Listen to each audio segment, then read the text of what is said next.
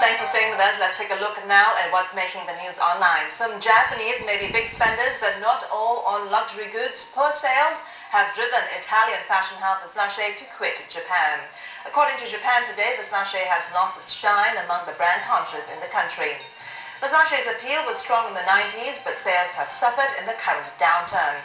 It is closing all its boutiques in Japan and will instead focus on franchising its products. Hong Kong's iconic neon signs along Causeway Bay, Tsim Sha Tsui and Mong Kok may be no more. Authorities have issued over 3,000 orders for businesses to tear down those signs. More residents living near these gigantic light bulbs are reportedly complaining about the harsh glare. The signboards have been getting bigger in recent years, with some over 3 stories high. Yet some in the tourist industry say without the boards, the popular shopping streets will lose its charm.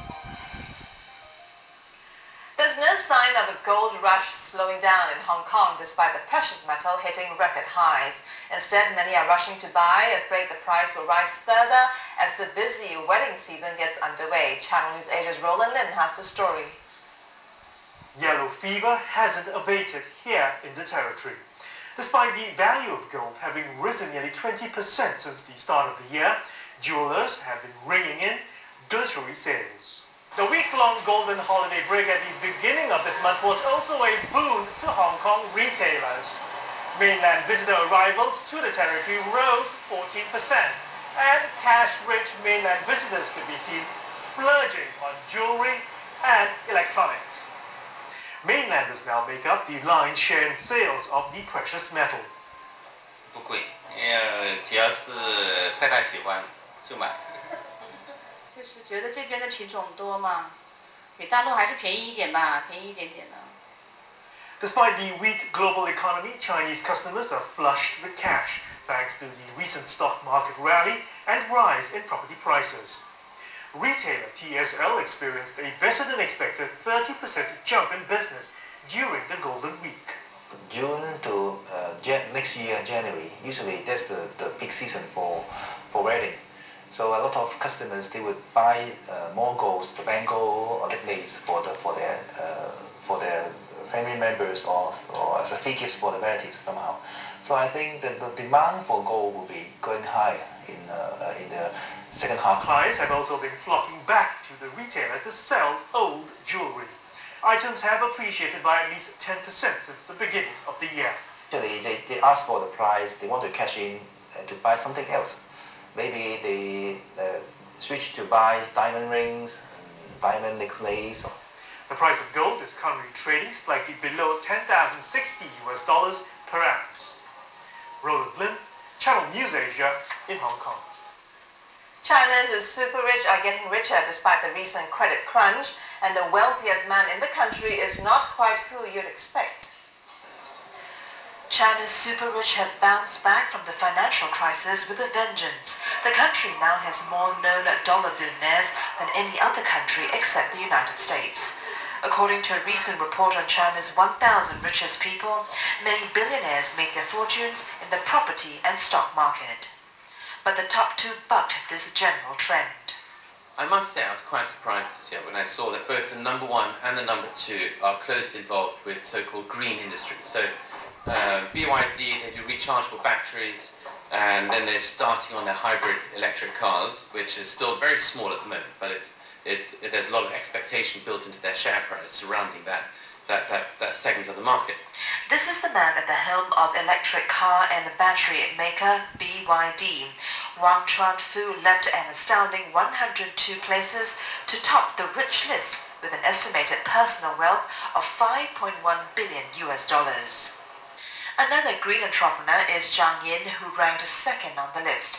She proved that there's money to be made in the paper recycling industry.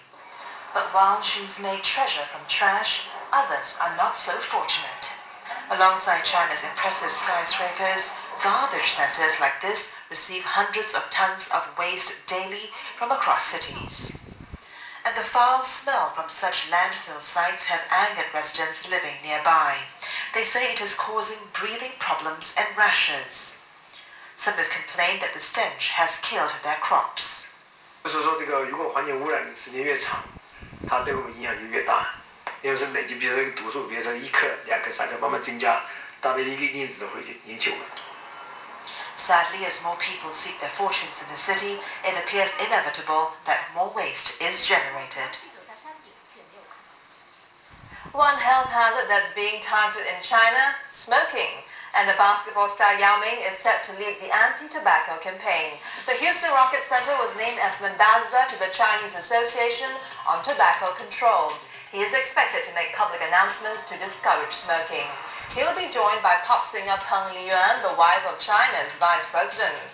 About 315 million Chinese smoke cigarettes, that's nearly 27% of the population.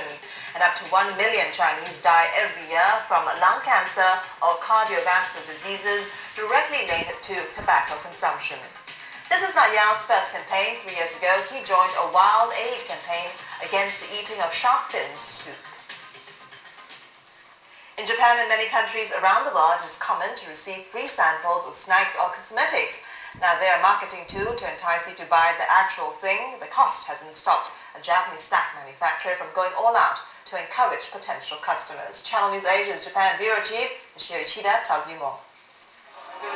These rice crackers must be good, judging from the smiles all around.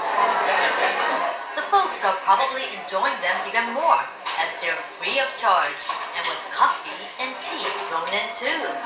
食べます大好きです初めてここ通って群馬から来たんですけど初めて寄らせていただきましたここに来たお客さんたちはお土産に持って買って帰ろうってなると思うのではいThis is the third shop that Harimaya, a rice cracker maker based in Hyogo Prefecture, has opened following those in Fukuoka and Kyoto. But the popularity of this latest shop in Tokyo has even surprised its owner. There are 1,500 to 2,000 customers enjoying the freebies every day. And the amount of rice crackers that were served during the 1 month of opening, 1 ton. But the store says that it increased sales by 50%. So how in this prime location?